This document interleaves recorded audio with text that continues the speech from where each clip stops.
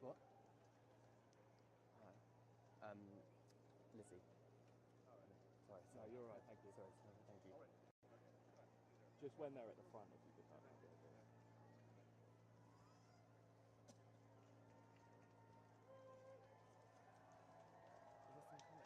Are they early?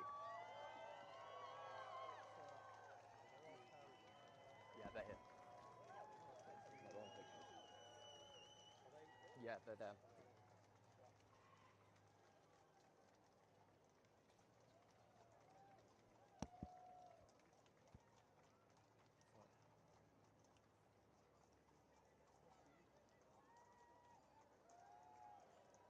Can you say it? What? It's gonna.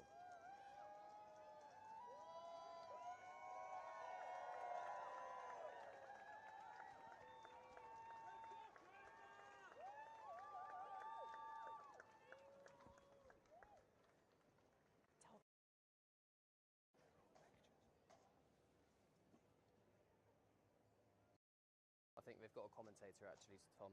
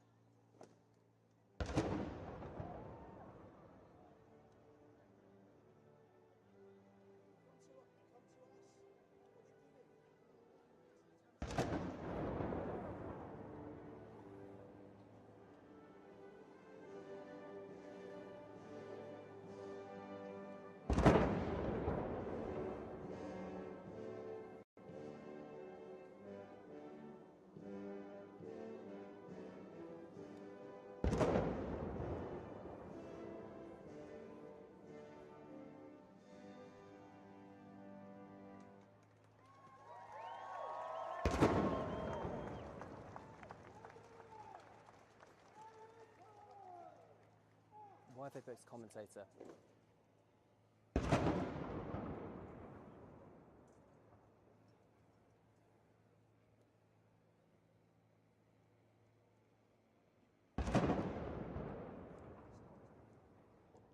Yes. Yep.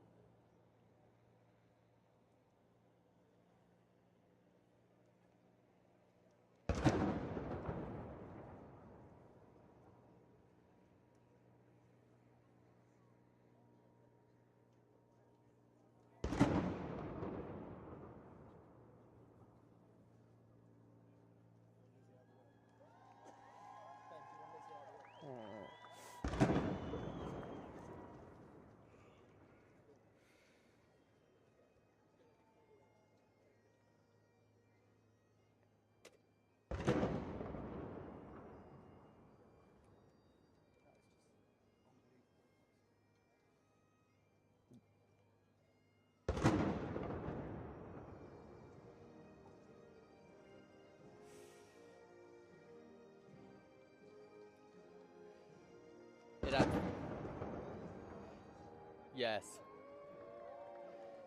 Yeah, absolutely, Martin. The King just walking past my position here, inspecting his Guard of Honour, a 100-person Guard of Honour from the 3rd Battalion Royal Canadian Regiment. Of course, we've just had the Royal Salute. You may be able to hear a number of bangs in the background as well. 21 gun salutes in honour of His Majesty being here for at the start of the state opening of the 45th session of the Canadian Parliament. His Majesty wearing a suit and customary medal array and Order of Canada around his neck, blue and white tie, of course, blue, one of his favourite colours. The Queen, you may have also noticed a little bit earlier on, she arrived alongside the King inside the state landau carriage. She is wearing a blue crepe silk embroidered dress by Fiona Clare, a navy blue hat by Philip Tracy, but perhaps more poignantly, her own Canadian Rifles brooch. The Queen, of course, has a personal connection to Canada. Her great-great-great-grandfather was a premier here in the former province of Canada before it parted ways from the British Empire. But Martin, the atmosphere here is incredible. The cheers from the crowd, singing the British national anthem, singing the Canadian national anthem. Bearing in mind, of course, this is the King being here as King of Canada, so nothing really to do with the United Kingdom. It was just spectacular to see.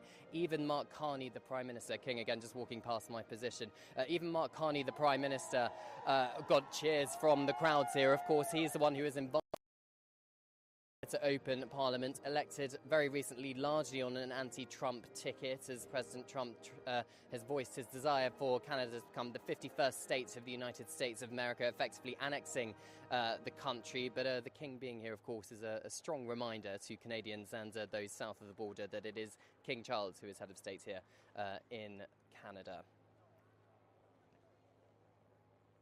His Majesty just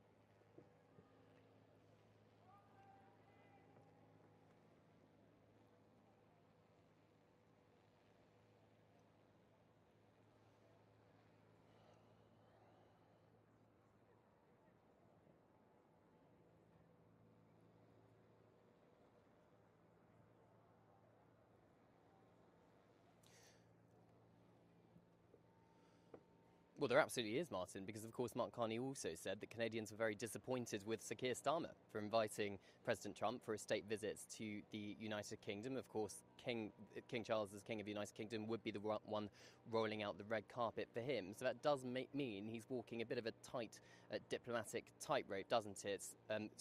Juggling his roles between King of Canada and King of the United Kingdom. Sources tell me that, look, the King has two roles, and those roles should be treated completely separately. He acts on the advice of the Canadian Premier as well as the UK government as well, and he will do so accordingly. So it's not the King can't really do much if both of his governments clash on a certain issue. But the King's focus today is very much on celebrating Canadians, bringing Canadians together, the unity of this country, which is pretty clear to see. Every single Canadian I've spoken to over the last day or two has just said how much they were excited and how much they need King Charles here to reaffirm the country's sovereignty. Huge applause from the crowds here. Some of them have been queuing since around 6 o'clock this morning for a chance to meet their Majesties. We do expect His Majesty to do a walkabout at some point. It wasn't scheduled to happen right now. I can't see him from my position. Oh, he's just walking past us now, back towards the Senate, having inspected the 100-person Guard of Honour, and he'll be making his way into the Senate building. This building is a temporary Senate. It's an old train station because the current Parliament is being refurbished at the moment. The King just standing on the dais and thanking the military personnel for the spectacular Guard of Honour pomp and pageantry.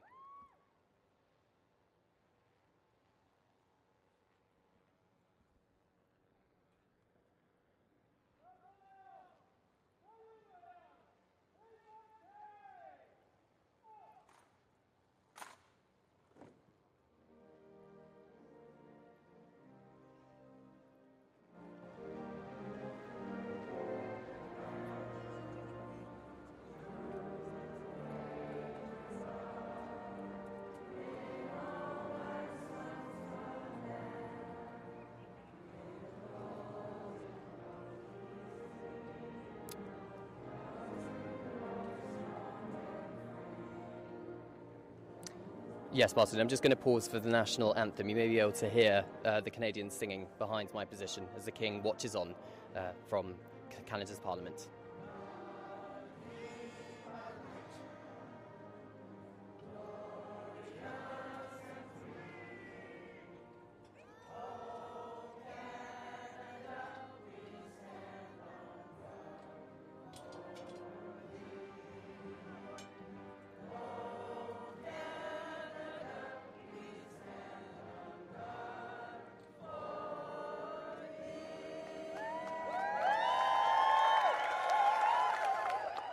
Well, there you have it, Martin. I mean, you can just hear the atmosphere here, can't you? An incredibly patriotic nation of Canadians here sharing this moment with their head of state as he goes into the Senate to deliver a speech on behalf of his government, led by Prime Minister Carney, accompanied by Her Majesty the Queen there, the Governor-General of Canada, Mary Simon, the Prime Minister, Mark Carney, a number of equerries as well.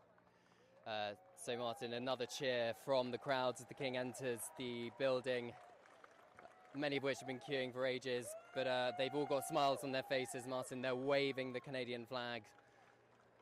A truly special and quite rare moment for them, having their head of state physically in the country and in the capital city of Ottawa.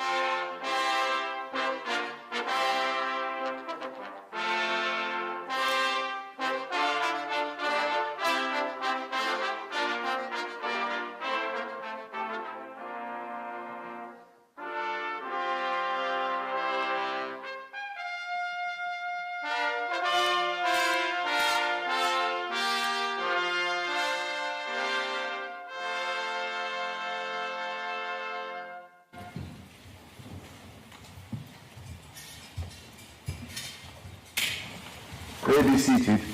Veuillez vous asseoir.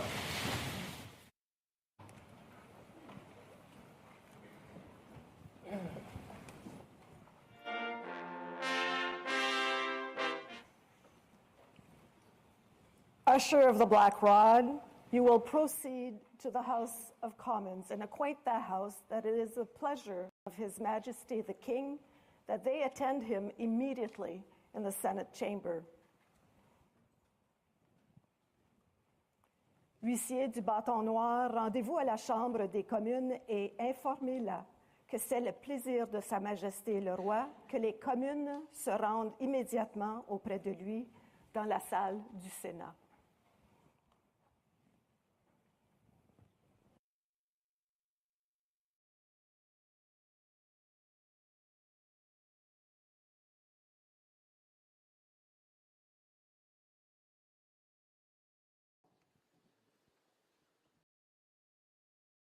The House of Commons and acquaint that House that it is the pleasure of His Majesty the King that they attend him immediately in the Senate chamber. Huissier du bâton noir, rendez-vous à la Chambre des communes et informez-la que c'est le plaisir de Sa Majesté le Roi que les communes se rendent immédiatement auprès de lui dans la salle du Sénat.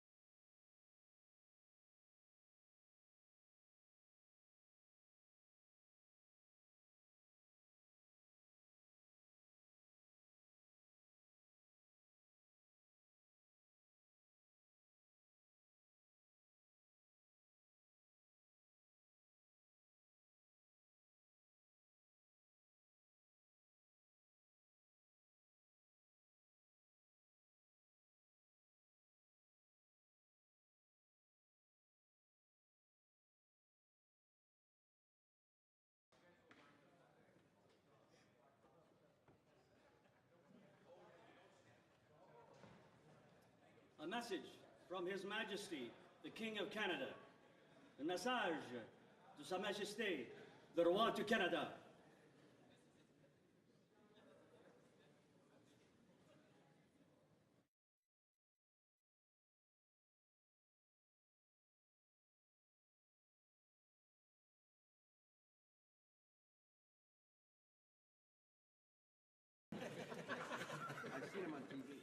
Mr. Speaker, a message from His Majesty the King.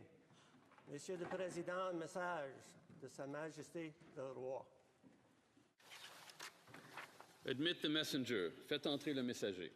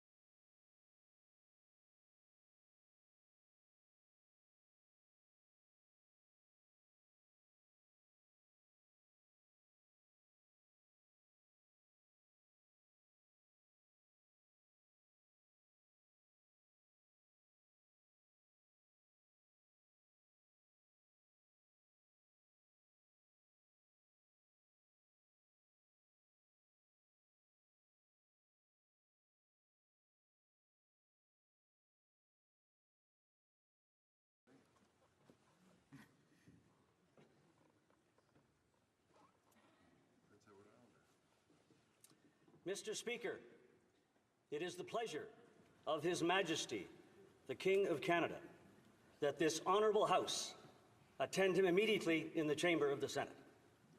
Monsieur le Président, c'est le plaisir de Sa Majesté, le Roi du Canada, que cette honorable Chambre se rende immédiatement auprès de lui dans la Chambre du Sénat.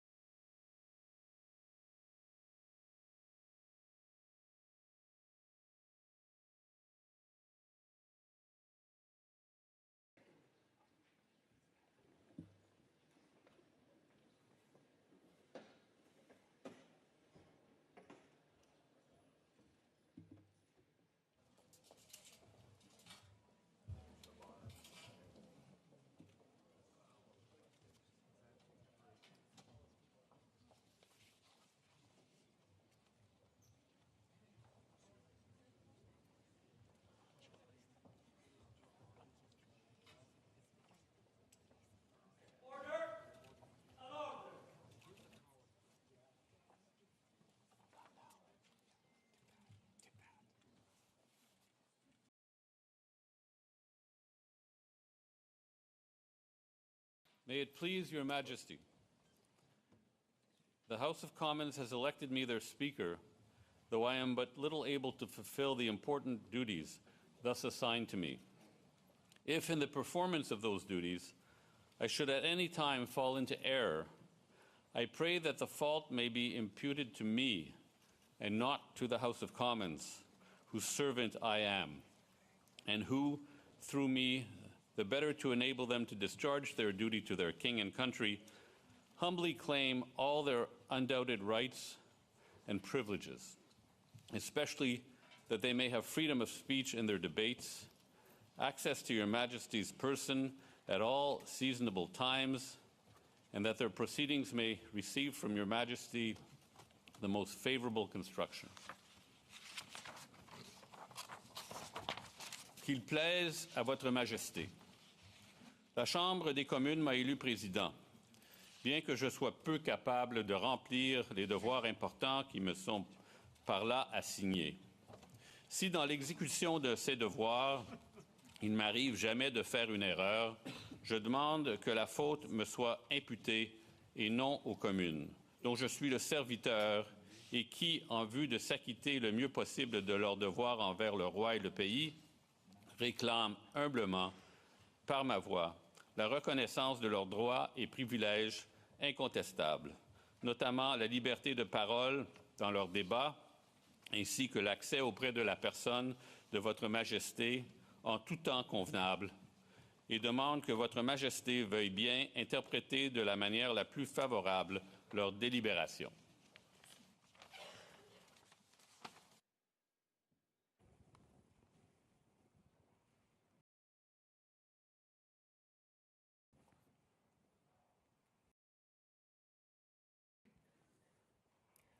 Mr. Speaker, I am commanded by His Majesty the King to declare to you that he freely confides in the duty and attachment of the House of Commons to His Majesty's person and government, and not doubting that their proceedings will be conducted with wisdom, temper, and prudence, he grants and upon all occasions will recognize and allow their constitutional privileges. I am commanded also to assure you that the Commons shall have ready access to His Majesty upon all seasonable occasions, and that their proceedings, as well as your words and actions, will constantly receive from Him the most favorable construction.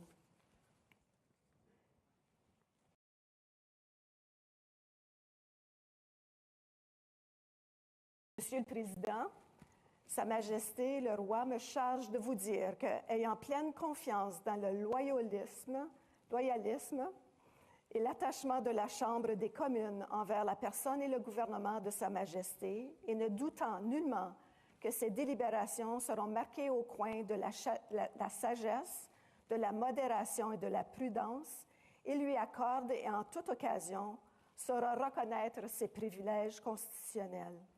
J'ai également ordre de vous assurer que les communes auront, en toute occasion convenable, libre accès auprès de Sa Majesté et que leurs délibérations, ainsi que vos paroles et vos actes, seront toujours interprétés par lui de la manière la plus favorable.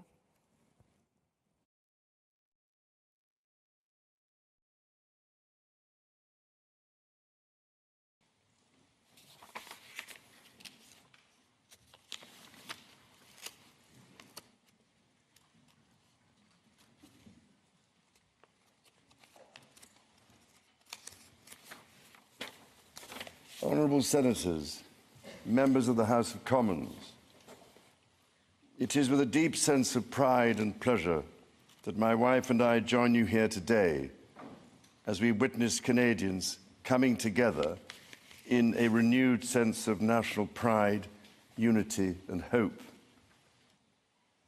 I would like to acknowledge that we are gathered on the unceded territory of the Algonquin and Anishinaabe people.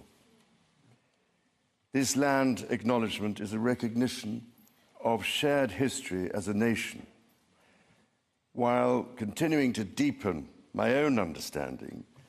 It is my great hope that in each of your communities and collectively as a country, a path is found toward truth and reconciliation in both word and deed. This is my 20th visit to Canada, spread over the course of more than half a century, and my first as sovereign. As I've said before, every time I come to Canada, a little more of Canada seeps into my bloodstream, and from there straight to my heart.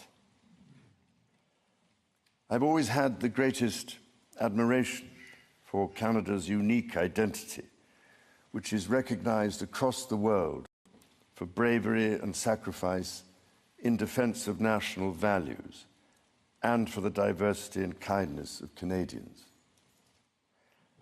To the First Nations, Inuit and Métis peoples, you have welcomed my family and myself to your traditional lands with great warmth and hospitality, for which I am humbly grateful. This year, we mark the 80th anniversary of VE Day and VJ Day. On Juno Beach, at Dieppe, on the Somme, at Beaumont-Hamel, at Ypres, and on Vimy Ridge. At those places and many others, forever etched into our memories, Canadians fought and died alongside our closest allies. Aujourd'hui, je vois des élus venant d'un bout à l'autre du Canada, de Saint-Jean's à Terre-Neuve et Labrador, de Victoria en Colombie-Britannique et d'Arviat au Nunavut. Je vois des gardiens des droits et libertés garantis par la Charte canadienne. En tant que roi, je tiens à vous remercier de vous mettre au service de vos compatriotes, d'un bout ou l'autre de ce grand et beau pays. You speak for your communities, representing an incredible richness of cultures, languages, and perspectives. We owe it to this generation and those who succeed us to think and act for the greater good of all. While the world faces unprecedented challenges, generating uncertainties across the continents with regards to peace and stability, economics and climate change, your communities have the skills and determination to bring a wealth of solutions. En encourageant la collaboration et en tenant des débats respectueux et constructifs, vous permettrez à ce gouvernement d'agir de façon audacieuse et juste pour le bien des Canadiens et des Canadiennes. It has been nearly 70 years since the Sovereign first opened Parliament. In the time since, Canada has dramatically changed, repatriating its constitution, achieving full independence, and witnessing immense growth. Canada has embraced its British, French, and Indigenous roots and become a bold, ambitious, innovative country that is bilingual, truly multicultural, and committed to reconciliation. The Crown has for so long been a symbol of unity for Canada. It also represents stability and continuity from the past to the present. As it should, it stands proudly as a symbol of Canada today, in all her richness and dynamism.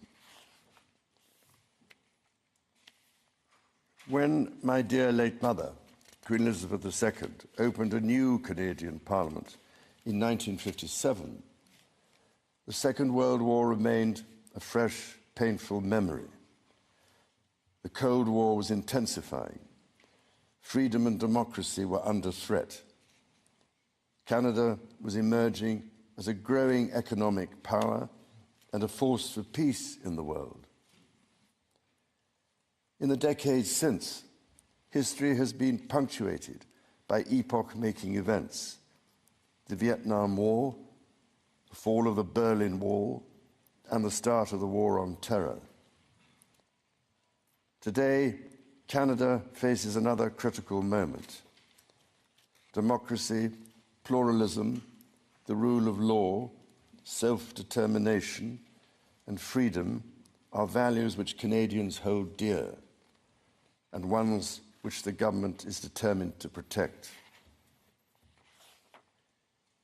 The system of open global trade that, while not perfect, has helped to deliver prosperity for Canadians for decades, is changing. Canada's relationships with partners are also changing. Il nous faut confronter la réalité. Depuis la Deuxième Guerre mondiale, notre monde n'a jamais été aussi dangereux et instable. Le Canada fait face à des défis qui, dans nos vies, sont sans précédent. Many Canadians are feeling anxious and worried about the drastically changing world around them.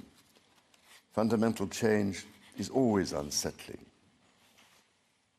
Yet this moment is also an incredible opportunity, an opportunity for renewal, an opportunity to think big and to act bigger, an opportunity for Canada to embark on the largest transformation of its economy since the Second World War.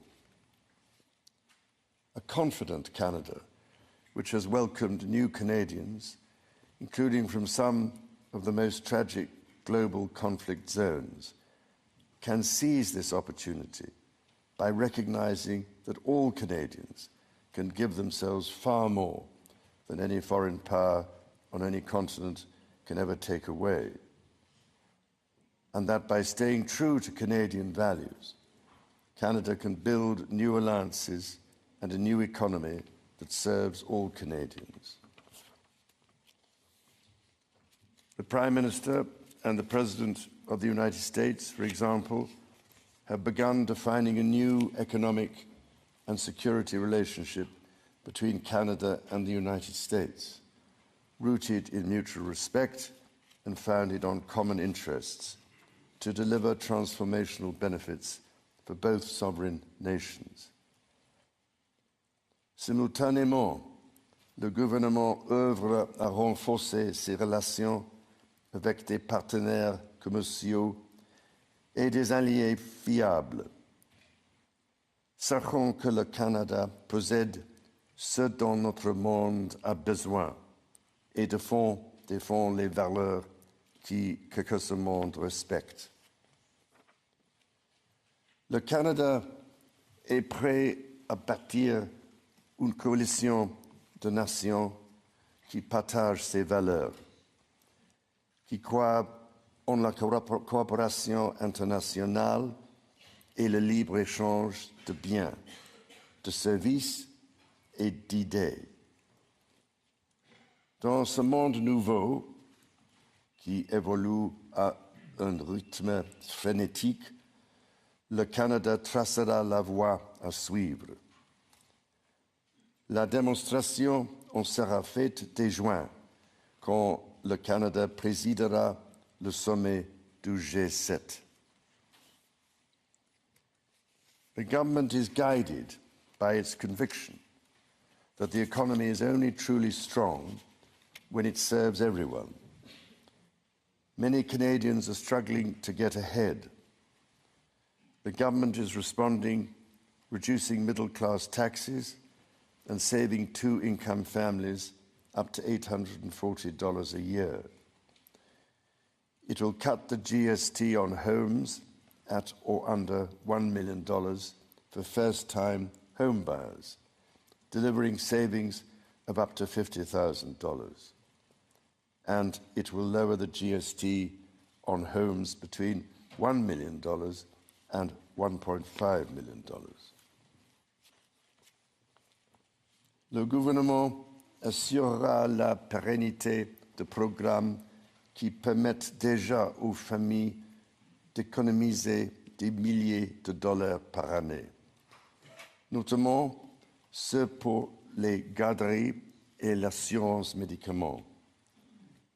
À ces progrès s'ajoute l'élargissement du régime canadien de soins dentaires, qui sera bientôt accessible à environ 8 millions de Canadiens et de Canadiennes, leur permettant d'économiser plus de $800 par année en moyenne. The government's overarching goal, its core mission, is to build the strongest economy in the G7. That starts with creating one Canadian economy out of 13. Internal barriers to trade and labour mobility cost Canada as much as $200 billion each year. The government will introduce legislation to remove all remaining federal barriers to internal trade and labour mobility by Canada Day. If you want a loyal and motivated workforce, share the success your workers helped create by offering them a stake in the business. Start building a better workforce today. Through these forests, over these waters, this land calls to us. And we answer with the guidance from those who live it. Local knowledge passed down. Trusted advice always by your side. Sportsman's Warehouse. Start your adventure.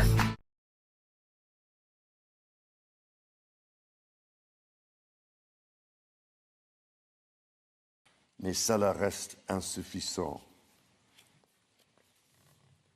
To build Canada strong, the government is working closely with provinces, territories, and Indigenous peoples to identify and catalyse projects of national significance.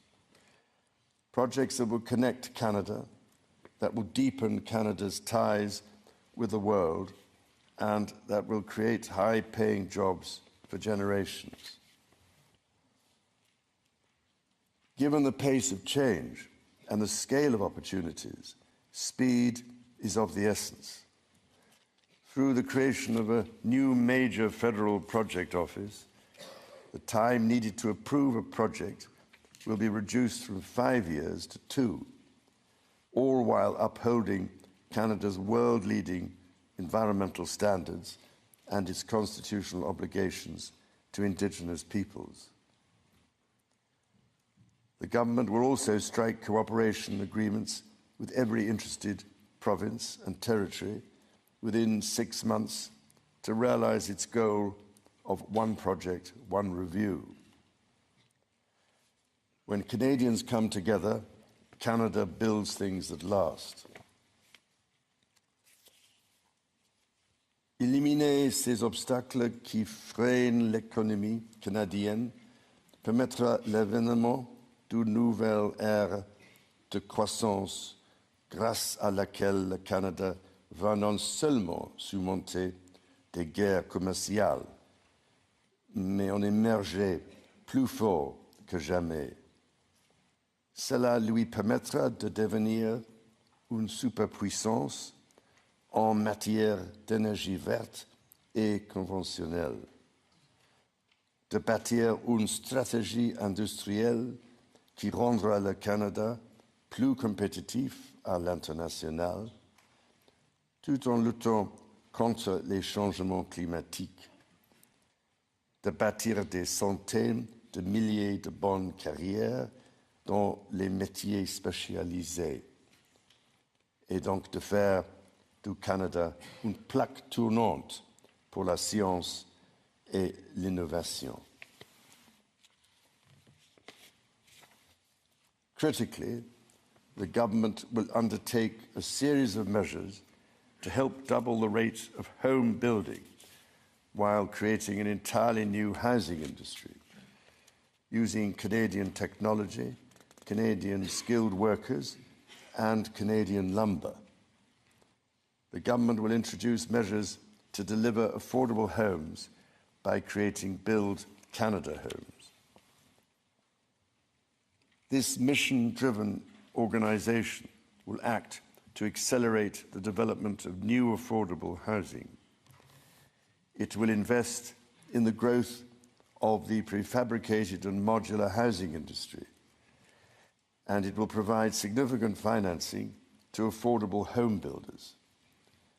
The government will make the housing market work better, including by cutting municipal development charges in half for all multi-unit housing. The government will drive supply up to bring housing costs down. To be truly strong, Canada must be secure. To that end, the government will introduce legislation to enhance security at Canada's borders.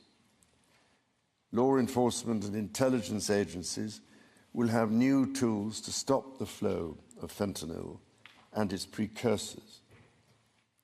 The Canada Border Services Agency will be given new powers to examine goods destined for export, to prevent the transport of illegal and stolen products, including cars.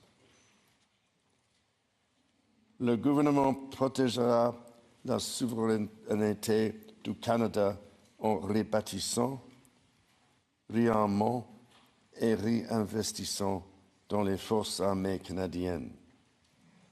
Il stimulera l'industrie militaire canadienne en prenant part au plan Réarme Europe et contribuera ainsi avec des partenaires européens à la sécurité transatlantique. Et il investira pour renforcer sa présence dans le Nord, alors que cette région, qui est partie intégrante de la nation canadienne, fait face à de nouvelles menaces. The government will discharge its duty to protect Canadians and their sovereign rights from wherever challenges may come at home or abroad. To keep communities safe, the government will hire 1,000 more RCMP personnel. It will change firearms licensing and strengthen enforcement of yellow and red flag laws. Weapons licenses for those convicted of intimate partner violence and those subject to protection orders will be revoked. Through the deployment of scanners, drones, and helicopters, additional personnel, and canine teams, the government will stem the tide of illegal guns and drugs across the border. It will take these steps while protecting the rights of law-abiding gun owners and Indigenous peoples' long-standing hunting traditions. The government will bring a renewed focus on car theft and home invasions by toughening the criminal code to make bail harder to get for repeat offenders charged with committing these crimes, along with human trafficking and drug smuggling. During this time of great change, Canadians are uniting behind what makes Canada unique. La langue française et la culture québécoise sont au cœur de l'identité canadienne. Elles définissent le pays que les Canadiens, les Canadiennes et moi aimons tant. Le Canada est un pays où l'on respecte et célèbre les langues officielles et les langues autochtones. Le gouvernement est déterminé à protéger les institutions qui font rayonner ces cultures et cette identité dans le monde entier, comme CBC Radio-Canada. Protéger ce qui nous donne accès à des aliments frais, sains et de qualité les producteurs agricoles et protéger la gestion de l'offre. Nature is core to Canada's identity. In 2022, Canada convened COP15 in Montreal, which concluded with 196 countries striking a historic agreement to protect 30% of their lands and 30% of waters by 2030. To this end, the government will protect more of Canada's nature than ever before through the creation of new national parks, national urban parks, marine protected areas, and other conservation initiatives. The government will always protect the rights and freedoms that the Charter guarantees for every Canadian.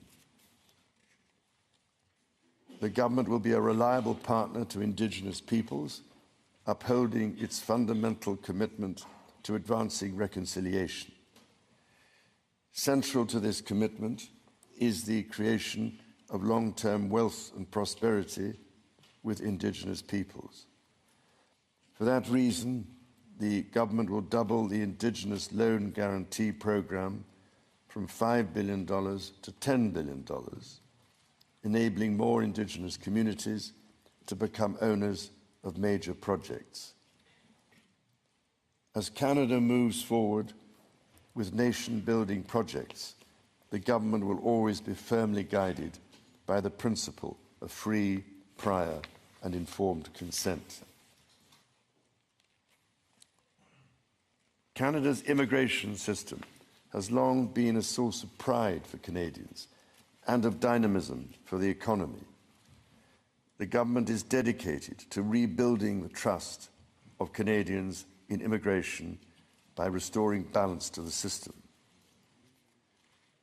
Le gouvernement instaurera une limite sur le nombre de travailleurs étrangers temporaires et d'étudiants internationaux, établissant un plafond qui, à partir de 2027, sera en deçà de 5% de la population canadienne. Simultanément, il attirera les meilleurs talents dans le monde pour bâtir l'économie. Et il fera savoir aux Canadiens et aux Canadiennes qui travaillent à l'étranger que s'ils songent à revenir au pays, il n'y a pas de moment plus propice pour le faire. Dans toutes ces actions, le gouvernement sera guidé par une nouvelle discipline fiscale. Dépenser moins pour que les Canadiens puissent investir plus. Day-to-day government spending, the government's operating budget, has been growing by 9% every year. The government will introduce measures to bring it below 2%. Transfers to provinces, territories, or individuals will be maintained. The government will balance its operating budget over the next 3 years by cutting waste, capping the public service, ending duplication, and deploying technology to improve public sector productivity. In parallel, the government will take a series of measures to catalyse new investment, to create better jobs and higher incomes for Canadians. The scale of the government's initiative will match the challenges of our times and the ambitions of Canadians. Honourable Senators, members of the House of Commons, when my dear late mother addressed your predecessors 7 decades ago, she said that in that age and against the backdrop of international affairs, no nation could live unto itself. It is a source of great pride that in the following decades, Canada has continued to set an example to the world in her conduct and values as a force for good. À vous et à l'ensemble du peuple canadien, mon épouse et moi-même adressons nos sincères remerciements pour cet accueil des plus chaleureux. As the anthem reminds us, the true North is indeed strong and free.